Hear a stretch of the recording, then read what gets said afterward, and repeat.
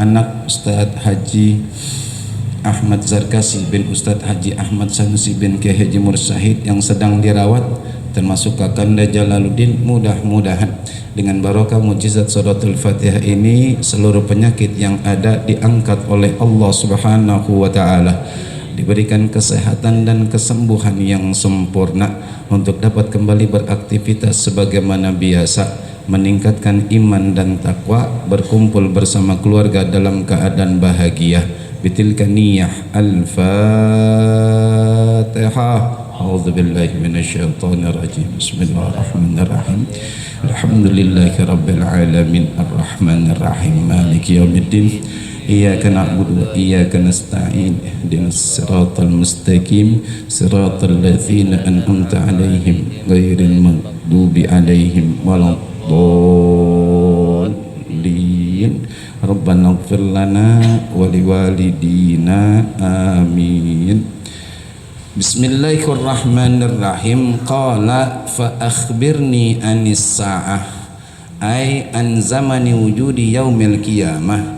Qala mal mas'ulu anha bi'a'lama minas sa'il. Hadirin wal hadirat rahimakumullah, kita masih membahas kitab Syarah Irsyadul Ibad ila Sabilir Rasyad karangan Syekh Zainuddin bin Abdul Aziz bin Zainuddin Al-Malyabari, masih berkenan tentang babul iman, bab yang paling utama dan nikmat terbesar dari Allah Subhanahu wa taala. Bagi yang belum niat i'tikaf, tolong niat i'tikaf di dalam hati dengan ucapan Bismillahirrahmanirrahim. Aku niat i'tikaf selama berada di masjid ini sunnah karena Allah Ta'ala. Lalu lanjutkan dengan niat nuntut ilmu juga dalam hati dengan ucapan Bismillahirrahmanirrahim. Aku niat nuntut ilmu malam hari ini karena Allah Ta'ala. Semoga Allah Subhanahu wa Ta'ala memberikan kepada kita ilmu yang berkah, ilmu yang mudah, ilmu yang manfaat dunia akhirat. Amin ya rabbal alamin. Kita lanjutkan Bismillahirrahmanirrahim.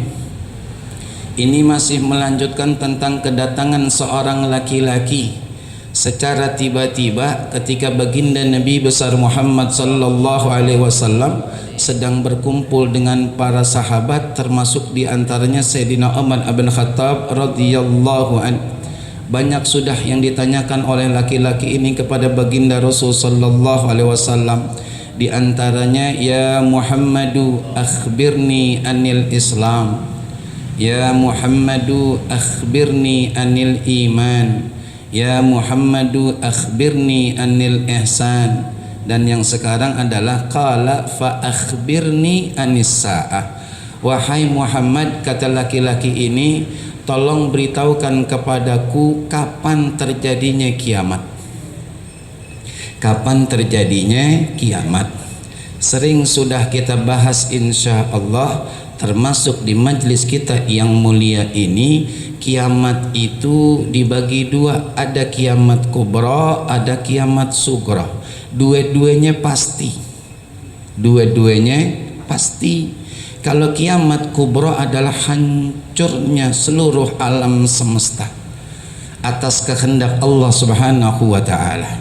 Dan kiamat sugra adalah meninggalnya kita manusia atas keputusan pasti dari Allah Subhanahu wa taala. Dua-duanya enggak ada yang tahu. Maka kata baginda Rasul sallallahu alaihi wasallam, qala mal mas'ulu anha bi'a'lama minas sa'il. Tidaklah orang yang ditanya akan datangnya hari kiamat lebih tahu ketimbang yang bertanya. Artinya hadirin wal hadirat, kalau urusan kiamat kapan datangnya gitu ya, itu mestinya yang lebih tahu itu adalah laki-laki ini, yang akhir nanti hadis disebutkan oleh baginda Rasul, beliau adalah malaikat Jibril, lebih tahu ketimbang saya. Tapi gitu, mau malaikat Jibril sebagai pimpinan para malaikat, mau baginda Rasul kayak sebagai pimpinan Nabi dan Rasul, tidak ada yang pernah tahu kapan tibanya hari kiamat secara pasti. Kalau gambaran-gambarannya, kiamat itu datangnya hari Jumat, tapi detiknya, tahunnya, bulannya, harinya, jamnya cuman Allah Subhanahu wa taala yang mengetahuinya. Maka hadirin wal hadirat rahimakumullah, kita berhenti dulu sementara di sini. Artinya kiamat itu secara waktu cuman Allah doang yang tahu kubro. Tapi kita manusia umat Islam diberikan gambaran oleh Allah Subhanahu wa taala akan betapa dahsyatnya kiamat. Biar kita umat Islam, maaf kalau minta panjang umur ame Allah punya takaran, jangan panjang-panjang. Sebab kalau panjang-panjang bikin repot kita, mau ngapain panjang? Khawatir misalnya Allah memang panjangin ketemu kiamat, udah syat hadirin. Sebelum datang kiamat diantaranya ada Dajjal. Dajjal itu adalah ujian keimanan terbesar untuk kehidupan manusia yang bisa menjadikan manusia keluar dari agama Islam. Sekarang aja ujian keimanan banyak, dan banyak pula dari umat Islam yang tepar. Bagaimana Dajjal? Mintanya jangan panjang-panjang, caranya kalau boleh sedikit berbagi, ya Allah tolong panjangin umur seukuran umur itu aku bisa isi dengan kebaikan yang terbaik dari segala sesuatu yang sudah baik. Kalau itu udah cukup menurutmu ya Rabb, nggak apa-apa dah wafatin gitu. Kadang-kadang udah tua panjang umur, sholat kakek, ngaji kakek. Nah ngapain panjang umur? Nah hidupnya bikin ribet orang. Ya, cukup kita minta panjang umur seukuran. Ada seorang guru kita, hitungan senior guru saya, guru Ustaz Adi, sahabat daripada Ustaz Sakarudin, ya kan? Saya nggak sebut namanya dah. Kata beliau, syukran, iya Ustaz, kalau sekarang mah aneh nggak minta panjang umur. Kata beliau, aneh sama istri cukup udah syukran, kita cuma minta husnul khotimah dari Allah, cukup udah kita. Tuh namanya guru dan orang tua yang bijak. Kalamnya, ucapannya bisa jadi nasihat dan teguran buat kita yang lebih muda. Istilahnya nggak minta panjang-panjang, husnul khotimah aja. Emang apa? Murid beliau banyak udah, dan udah jadi. Salah satunya nih, ya kan, Ustadz Haji Adi Sulaiman bin Haji Abdul Rasid Allah yarham. Pahalanya nggak nanggung-nanggung itu karena seorang guru. Kita kembali lagi hadirin jamaah rahimakumullah. Jadi kata Allah Subhanahu wa taala, a'udzubillahi minasyaitonir rajim, al-qari'atu mal qari'ah. Wa ma adraka mal qari'ah, yauma yakunun nasu kal farashil mabthuth wa takunul jibalu kal ihnil manfus fa amma man thaqulat mawazinuh fa huwa fi isyatir radiyah wa amma man khaffat mawazinuh fa ummuhu hawiyah wa ma adraka ma hiya narun hamiyah. Al-qari'ah, hari kiamat. Gitu. Apakah hari kiamat itu? Dan tahukah kalian kata Allah apa kiamat itu? Kiamat itu kata Allah saat itu adalah hari di mana manusia berterbangan kayak laron. Pernah lihat laron? Biasanya kalau lampu terang banyak laron tuh berterbangan tuh. Saat itu tuh manusia kayak begitu. Dan gunung-gunung kata Allah berhamburan kayak bulu-bulu. Dan Allah juga menyatakan barang siapa dari kita umat Islam orang beriman besok gitu amal perbuatannya lebih berat akan kebaikannya, maka hidup dia penuh ridho Allah Subhanahu wa taala. Kita garis bawahi dulu hadirin wal hadirat rahimakumullah. Berat dalam urusan apa nih? Kadang-kadang kita berat menyikapinya kayak orang berat badan gitu, padahal bukan. Berat di sini adalah bukan masalah jumlah tapi kualitas. Orang kalau sholat, dia sholat wajib 17 rakaat, dia sholat sunnah ikutin anjuran Rasulullah 12 rakaat, yang rawatib mengiringi sholat wajib, yang nggak mengiringi banyak udah. Kalau cuman sekedar sholat, maaf, itu nyari banyak doang, berat mah kagak. Tandanya bagaimana Sukron? Orang kalau sholatnya benar, maaf ya, makin gak doyan ame dosa. Jangankan dosa ame orang, dosa ame di sendiri dia gak doyan. Kalau orang sekarang umum, mohon ridho bahasanya, jangankan judulnya ame diri sendiri, ame orang lain didoyan dosa, padahal sholat, padahal sama satu barisan ame kita, padahal sama-sama ke masjid ame kita, tapi judulnya masih doyan dosa. Nih yang bukan kualitas berarti kuantitas, jumlah yang ditekenin sama dia salah. Yang bobot itu kudunya yang berkualitas. Berkualitas itu adalah diantaranya paham betul syarat-syarat sah sholat, paham betul rukun-rukun sholat, mau rukun ucapan ke, mau rukun perbuatan ke, hal-hal yang makruh dalam sholat, hal-hal yang bisa membatalkan sholat, paham betul dia.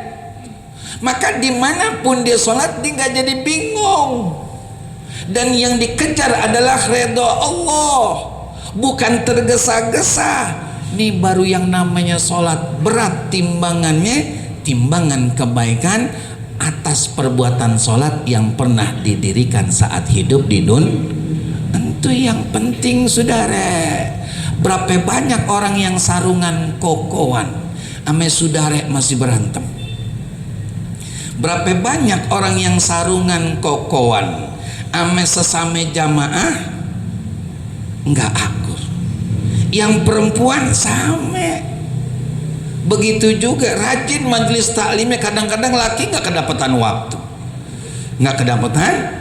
ngaji mulu dah gitu, dipakai kagak. Ibu-ibu sono, bukan ibu-ibu sini, ibu-ibu sini solehah. Amin. Ibu amin apa? Saat adi aja amin tuh, ibu amin apa? Ya, solehah. Orang kalau sholat teh bener, maaf pasti hidupnya baik, dijamin nama Allah. Makanya kata Gus Baha, Kiai Haji Bahauddin bin Kiai Haji Nur Salim, salah satu murid kesayangan dan paling dekat dengan Mbah Maimun Allah yarham rahmatal abrar, apa kata beliau? Kenangan terindah besok di padang mahsyar bukan saat kita nikah, bukan saat kumpul ame keluarga tur misalnya, family gathering, bukan juga, bukan saat dapat duit yang melimpah, bukan. Jadi apa saat yang terindah, kenangan yang benar-benar bikin kita terharu dan bahagia besok di padang mahsyar? Apa? Sujud ame Allah waktu di dunia, itu yang terindah. Sekarang kita ingat-ingat sujud kita bagaimana sama Allah. Kalau sujud kayak ayam matok makanan, bukan sujud namanya. Dan Rasulullah pernah ingatkan seorang pemuda, ya kan, irji fasalli fa innaka lam tusalli, balik lagi ente wahai pemuda, ente belum sholat, karena rukuknya, iktidalnya, sujudnya nggak rapi. Berapa banyak sekarang yang begitu, disuruh sholat ogah, apa yang mau sholat lagi, dia udah sholat. Itu kebuka auratnya, kita bilangin, bang kebuka itu tadi belakangnya, posisi yang kebuka belakangnya itu di bawah pusar, bukan di atas pusar. Berarti kalau di bawah pusar namanya aurat. di atas pusar bukan aurat. Itu.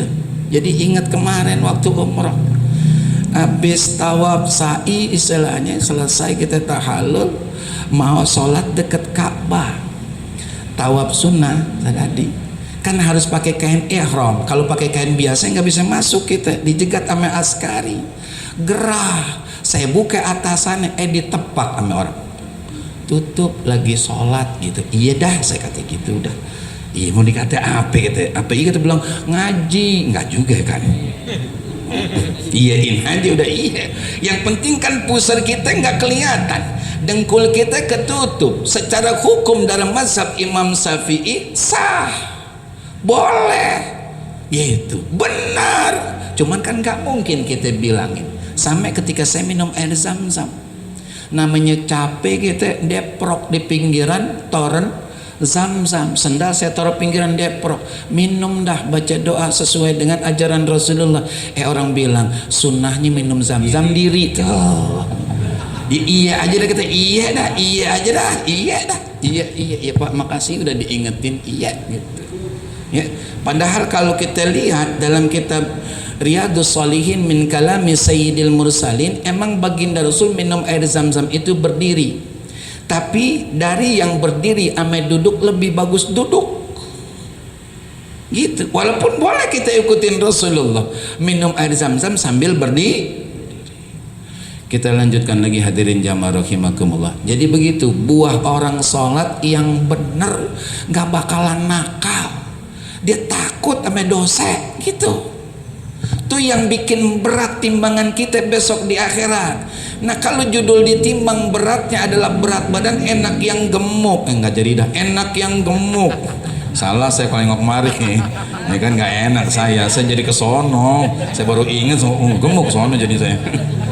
Montok bukan gemuk bu, montok gemoy gitu. Jadi hal ini sangat adil dari Allah Subhanahu wa taala. Mau yang kurus kek, mau yang gemuk kek, bukan badan, amal ibadah yang memenuhi persyaratan gitu ya. Dan orang yang berat, orang yang ringan timbangannya besok di akhirat, berat dosanya akan kembali kepada hawiyah, kata Allah. Tahukah kalian hawiyah itu? Hawiyah itu adalah, kata Allah, neraka yang sangat panas. Neraka aja panas saudara, asli panas gitu, apalagi sangat panas. Sering saya berbahasa, neraka jahanam itu neraka nomor 7 dari 7 tingkatan neraka.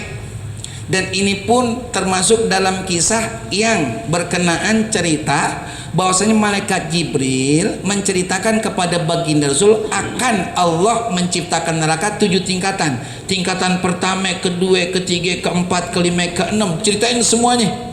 Pas mau ke-7 ini malaikat Jibril berhenti, nah ditungguin sama Rasulullah. Kalau bahasa kita, wahai Jibril, iya kata ente Allah nyiptain neraka 7, baru 6 udah berhenti, yang ke-7 apaan gitu.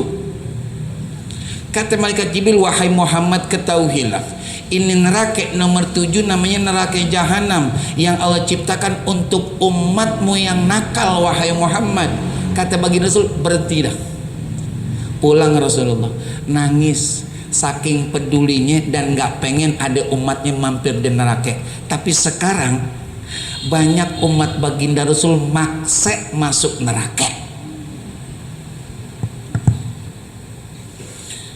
nyeplos asap dari lubang neraka jahanam seukuran lubang jarum kecil nih, lalu bertebaran di permukaan bumi. Dijamin makhluk hidup pasti mati, apapun benda mati pasti hancur kayak tepung. Kalau manusia di dalamnya kayak apa? Makanya jangan maksa masuk neraka. Ini udah dibilangin masih begitu aja, susah banget ya. Dah apa dah, berhenti. Berhenti dah, nggak bakalan kuat kita, nggak bakalan kuat hadirin, nggak bakalan kuat udah. Kita ini tulangnya, ikan dimakan usia aja rapuh. Gimana judulnya kena sentuhan panasnya neraka? Kan yang paling keras di tubuh kita tulang. Ayo dah, mau tulang pale ke, tulang tangan ke, tulang iga ke, tulang kering ke, gigi ke, kan tulang. Yang lain empuk. Benar? Nah tulang aja nggak kuat, bagaimana yang lain? Makanya kalau mau berbuat dosa, pegang-pegang tubuh. Nggak kuat neraka, jangan dah gitu. Ini masih doyan. Jangan dah ya, jangan. Kita lanjutkan hadirin. Wal hadirat rahimakumullah. Qala, lalu kata ini laki-laki kepada baginda Rasul, fa akhbirni an amaratiha. Kalau begitu wahai Muhammad, kasih tahu dah tanda-tandanya dah, tanda-tandanya. Saya berhenti lagi sampai di sini. Kira-kira Allah udah ngasih tanda belum ame kita akan dekatnya kematian? Halo, assalamualaikum. Udah belum? Kalau udah, kira-kira apaan tandanya? Baik. Apaan tandanya? Rambutnya itu. Ya, terus apaan lagi? Giginya, matanya, tubuhnya, nafsu makannya, napasnya, gitu. Itu Allah udah kasih tanda-tanda. Maksudnya kalau bahasa kita udah dah gitu. Kan napas ente sekarang 2, 3 sampai 5 langkah pegangan tembok. Tuh, kalau udah begitu tuh buke nih peci, lihat tuh judulnya rambut, banyak yang putih, nyengir, jujur. Kalau memang gigi boleh bikinan, copotin. Sisa berapa yang asli? Tuwek berarti udah. Artinya apa syukuran? Jangan aneh-aneh. Kerjaan kita rumah masjid, majlis taklim, rumah masjid, majlis. Begitu aja dah. Emang apa? Sebab kata baginda Rasul sallallahu alaihi wasallam, "Idza ra'aitumur rajula ya'tadul masajida fashhadu lahu bil iman." Atau kama qala Rasulullah sallallahu alaihi wasallam, jika kalian wahai umat Islam menyaksikan seseorang yang selalu ke masjid dia buat ibadah, entah itu salat jamaah, entah itu majelis taklim, maka persaksikanlah, ini perintah Rasulullah, persaksikanlah oleh kalian itu orang-orang beriman. Artinya layak, pantas masuk surga. Nggak perlu kita minta sama orang, ini udah pesan dan perintah Rasulullah. Maka kerjaan kita kalau udah tua, maaf ya, jangan pakai blegot dah. Paham blegot ya? Iya, udah tua blegot. Baru banget dikerokin sama bininya kemarin. Masih ada bekas ya, pakai blegot. Ngerokok Samsung. Iya kan? Di pos kamling, orang berangkat judulnya maghrib, dia di situ. Kong nggak ke masjid duluan dah. Aduh, kong. Udah dah, berhenti dah. Yang perempuan juga begitu. Ada kemarin yang nanya, Sad, ada apa ibunda? Kalau umpama kata kita lagi sholat, kemudian kita dipanggil, dan ini adalah PR anak saya, pengajian daerah Buncit ibu-ibu. Siang Jumat, ya kan? Pada Jumat itu saya bingung saat jawab nih. Anak saya nanya, Ma, kalau kita lagi sholat kemudian dipanggil kudu bagaimana? Kudu bagaimana? Saya bilangin, kalau dia sholatnya wajib ibu, siapapun yang manggil nggak boleh dibatalin, dan nggak boleh kita takbir ngerasin suara dengan tujuan biar orang yang manggil, siapapun yang manggil tahu kita lagi sholat. Batal tuh sholatnya. Emang apa? Ada niat ngasih tahu takbirnya, nggak murni dia zikir kepada Allah, nggak murni takbir, batal. Jadi gimana? Terusin aja. Kalau sholatnya wajib, kalau sholatnya sunat tinggal dilihat yang manggil siapa. Kalau kita sebagai anak yang manggil adalah orang tua, batalin. Tapi jangan langsung batalin, pakai adab. Allahu Akbar, syukran, kata Buya misalnya. Saya lagi sholat duha, contoh doang nih, baru banget takbir, Buya manggil syukran, suara Buya, assalamualaikum warahmatullah, assalamualaikum warahmatullah. istighfar tobat. Iya bu ya baik, samperin, harus tuh. Emang apa? Sholat yang kita dirikan sholat sunnah, panggilan orang tua wajib, tapi jangan langsung pakai adab. Saya ngobrol nih sama Bang Adi gitu, tiba-tiba saya melengos saja nyamperin Bang Rahmat. Kira-kira saya punya akhlak gak sama Bang Adi? Nggak punya. Ame manusia aja kudu punya sopan santun, punya akhlak, bagaimana sama Allah? Tuh. Yang parahnya bu, maaf ya bu, parahnya bu, ada ibu-ibu lagi ngobrol, sholat mah kagak, lagi ngobrol, lakinya manggil neng, neng, bu gitu. Ngapa sih bang? Tahu aja. Sholat aja boleh dibatalin bu, sholat sunnah lagi ngadep Allah boleh batalin. Ibu ngobrol, diogah begeming, bikin abang diri kopi, kolokan banget tuh. Samperin laki kita, wajib tuh bu, wajib itu. Jangan kata kagak wajib, kan dia udah tua, syukron, udah paham, udah dewasa, tinggal bikin kopi. Dia pengen dibikinin oleh tangan bininya, segitu doang. Kalau dibikinin oleh tangan janda bagaimana? Ayo dah, saya tanya nih sekarang, mewakili pada tepat bu, pada tepat. Ayo dah, kalau yang bikinin tangan janda di warkop, makanya bikinin. Tinggal bikinin kopi doang aja susah banget. Demenan ngobrol juga bukan tentang Al-Quran sama pelajaran. Gibah, bener gak? Gibah, dosa dibela-belain. Ngaji sering, dosa doyan, kan puyeng balik gitu. Nih, tolongin banget nih, ya tolongin banget. Kita lanjutkan. Jadi tuh, ya kalau memang judul waktu kiamat engkau nggak tahu wahai Muhammad, termasuk aku pun nggak tahu, cuman Allah yang tahu. Kalau begitu beritahukan kepadaku tanda-tandanya. Itu tadi tanda orang mau meninggal. Bukan berarti yang tua pasti duluan meninggalnya, yang muda belakangan, enggak juga. Cuman kalau begitu udah tanda-tandanya, maaf ya, jangan aneh-aneh dah, udah lempengin hidup dah, ya aturin dah gitu, biar beneran dikit, disiplin gitu. Udah tua kan, udah kenyang hidup, ngalor ngidul mau ngapain lagi emangnya itu. Udah lempeng dah, mudah-mudahan wafatnya di akhir hidup yang baik kan gitu kata baginda Rasul, innamal a'malu bil khawatim.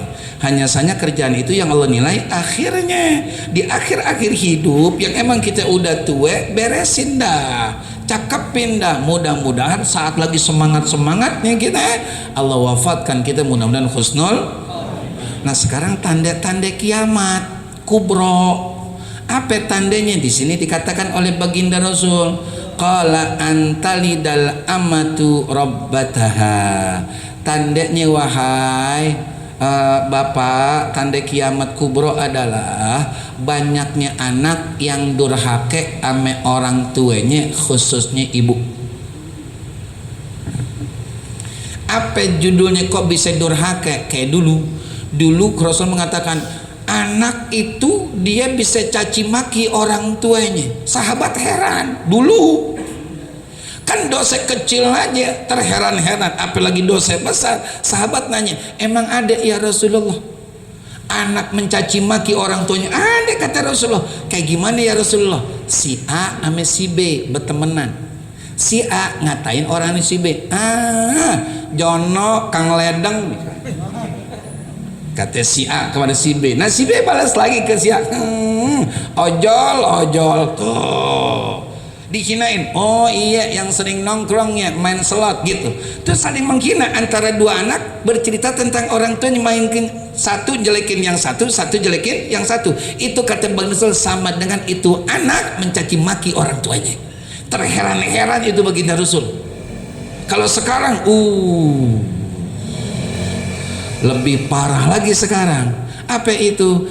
Anak menjadikan orang tuanya, maaf ya, pembantu, dengan diserahkan anak dia alias cucu dari orang tuanya, disuruh urusin, mandiin, suapin, temenin dan seterusnya. Dia kerja berdua, laki bini.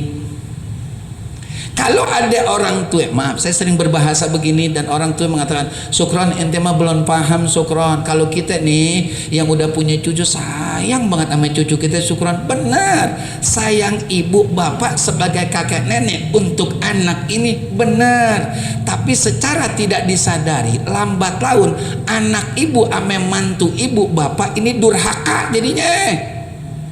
APTG anak kita masuk neraka gara-gara durhaka sama kita. Jangan begitu dong, kudu tegas dong. Kalau sewaktu-waktu boleh ngurusin cucu, tapi kalau setiap waktu jangan. Contoh, ini cucu lagi meriang nggak sekolah, ayah ibunya ngantor ngantor ditemenin ame kakek nenek nih, anaknya minum es jadi makin mangkel nih judul batuknya. Nah ayah ibunya pulang dari kantor, kakak kamu kenapa kak muka merah, kok batuknya sampai begitu? Nanya, ayah bu kakak tadi makan apa? Ya Allah neng maafin ya, dibeli minuman no di warung. Ayah gimana sih, ibu gimana sih, kalau memang nggak mau ngurusin bilang, kasihanan kan dia. Bentak, nerake tuh anak. Yang buka peluang ayah ibunya. Kalau memang tega kerjain dah, biar tuh anak masuk neraka. Kalau memang kaget tega jangan. Ayah ibu di sini maaf ya nak ya, bukan pembantu. Ayah ibu di sini orang tua kamu, mertua kamu. Kalau sekali waktu kamu sibuk, siap kami untuk menemani cucu kami. Tapi kalau setiap waktu enggak, silakan kamu sediakan baby sister untuk itu. Begitu kudunya tegas. Nih kaget, sianan Sukron sianan. Anak masuk neraka bu, pak, asli tuh dicaci maki aja ibunya. Neraka itu. Man sabba walidayhi nazala fi qabrihi ala ra'sihi jamrun bi adadi kulli kitratin nazalat minas sama'i ila ard atau kama qala Rasulullah sallallahu alaihi wasallam. Barang siapa dari kita umat Islam mencaci maki orang tuanya termasuk mertuanya, maka dia sampai meninggal belum taubat, belum minta ampun, belum minta redho orang tua atau mertuanya, dia mati dalam bawah dosa durhaka sama orang tua, masuk di kuburan, ditinggal oleh orang-orang, dia sendirian, Allah tibanin tuh bare neraka di atas palanya sebanyak embun yang turun dari langit sampai kiamat itu. Kesianan anak kita. Makanya ibu-ibu para istri tolong ngabeda. Kalau judul rezeki Allah yang ngatur, judul kebutuhan yang penting cukup dan berkah. Kan kalau dua-duanya kerja seakan-akan nggak cukup tuh rezekinya. Udah atau aja babanya aja kerja, ibu di rumah. Ini dua-duanya kerja. Ini kan dua-duanya cari duit, dua-duanya ngumpulin kekayaan, anak nggak keurus, bahaya nih. Ini bahaya nih. Maka kata Rasulullah dalam kitab Tanqih Qaulil Hasis fi Sarhi Lubabil Hadis, dalam fadilah tarbiyatil aulad dikatakan bahwasanya kata baginda Rasul, al auladu hirzum minan nar wal aqlu ma'ahum bara'atum minan nar wa karamatuhum jawazun al-sirat atau kama qala Rasulullah sallallahu alaihi wasallam. Anak-anak itu kata Rasulullah, ya kan, kirzum minanar, pelindung buat orang tuanya untuk nggak kesentuh api neraka besok. Anak yang bagaimana? Anak yang diserahkan pembantu, anak yang dikasih kebebasan, anak setiap kayak pengen dipenuhin, salah. Bukan begitu. Anak-anak yang dididik baik oleh orang tuanya, dikasih nafkah yang halal, dipedulikan akan segala macam apa yang dibutuhkan oleh anak, termasuk perhatian orang tuanya. Tuh pelindung kita dari neraka, Bapak Ibu. Jangan serahin sama pembantu, dan jangan serahkan orang tua kita yang ngurus. Ibu-ibu di rumah aja dah ngurus, beres, ya kan? Kan kita perlu duit, ada ame suami, perlu belanja, ada ame suami. Maaf ya, maaf. Kalau bicara cari kepuasan, kita bicara penampilan, emang nggak ada cukup-cukup. Asli. Dan udah begitu cantik ya, lihat yang lebih cantik, kayaknya kelihatan jelek. Padahal kata Allah, laqad khalaqnal insana fi ahsani. Kira-kira ibu cantik gak? Bapak ganteng gak? Sendirian aja, jangan gabung sama yang ganteng, ketan jeleknya. Udah, Emang apa? Kalau kita mengatakan ya Allah saya jelek banget, berarti nauzubillah khawatir sama dengan menyatakan Allah menciptakan kita nggak pas nih, jelek. Padahal Rasulullah laqad khalaqnal insana fi mana bagusan gitu. Zohirnya penampilannya sederhana tapi hatinya bening. Dibandingkan dengan zohirnya cantik ganteng tapi hatinya butak, pilih mana? Ayolah, ayo. Jarang yang milih hatinya bening. Emang udah butak, ditambahin butak, dandan ke salon nggak pernah kaget. Yang laki pakai minyak wangi, Hugo Boss lagi, yang lumayan mahal. Kalau minyak wangi cap Putri Duyung sih yang buat kambing tuh, ya murah. Kan begitu ceritanya, ya kan? Jangan itu yang didandanin, ini yang didandanin, karena semua tubuh kita bakalan hancur. Yang bersisa tinggal hati doang, hadirin. Itu rekaman Allah buat menilai kita layaknya di mana nih, langsung masuk surga apa mampir dulu, kan hati kata Rasulullah. Ya, nah ini tolongin dah, ya, tolongin. Kita lanjutkan dikit ya. Kemudian jadi jangan serahkan anak ame orang tua kita, ame mertua kita pun sebagai kakeknya neneknya jangan terima. Maaf ya nak, maaf, bukan gak mau bantu, khawatir nanti kamu khilaf, kamu ada bahasa yang kasar. Padahal kata Allah fala taqul lahuma uff wala tanharhuma wa qul lahuma qaulan. Ucapin yang baik sama orang tua. Raut dulu tuh biar halus, ayak dulu tuh biar bener-bener lembut bahasa. Mohon maaf ya, kayak tuan ame majikan ngomongnya kita sama orang tua kita. Orang tua kita majikan, kita adalah judulnya asisten rumah tangga. Iya tuan, nggak ngelihat mata orang tua kita. Iya sekarang ya, iya. Tuh begitu, nggak boleh kita angkat mata begini sama orang tua kita. Dosa tuh. Apalagi mengatakan ngape, ngomel lagi dah, saya pergi. Hadirin jamaah rahimakumullah, isya udah sampai ya, insyaallah nanti kita lanjutkan lagi, kita ngomel. Kita baca Fatihah, kita mohon sangat hanya kepada Allah Subhanahu wa taala. Mudah-mudahan dosa-dosa kita, dosa orang tua, kakek nenek, guru, keluarga, juga mertua, baik yang masih hidup ataupun yang sudah meninggal dunia, senantiasa mendapatkan ampunan Allah Subhanahu wa taala. Kita yang masih hidup bersama pasangan dan anak keturunan kita, semoga selalu di bawah penjagaan dan perlindungan Allah Subhanahu wa taala, senantiasa mendapatkan petunjuk hidayah Allah untuk dapat memanfaatkan sisa umur yang ada, nikmat yang Allah berikan untuk ibadah, untuk menjalankan ketaatan, ikhlas lillahi ta'ala, juga istiqamah agar akhir hidup kita dan seluruh anggota keluarga kita, juga guru-guru kita, dalam keadaan husnul khatimah. Semoga Allah tempatkan, Allah kumpulkan, Allah satukan, Allah gabungkan kita bersama orang-orang yang kita cintai dan mencintai kita di dalam surganya Allah Subhanahu wa ta'ala. Tilka niyah. Al-Fatihah. A'udzubillahi minasyaitonir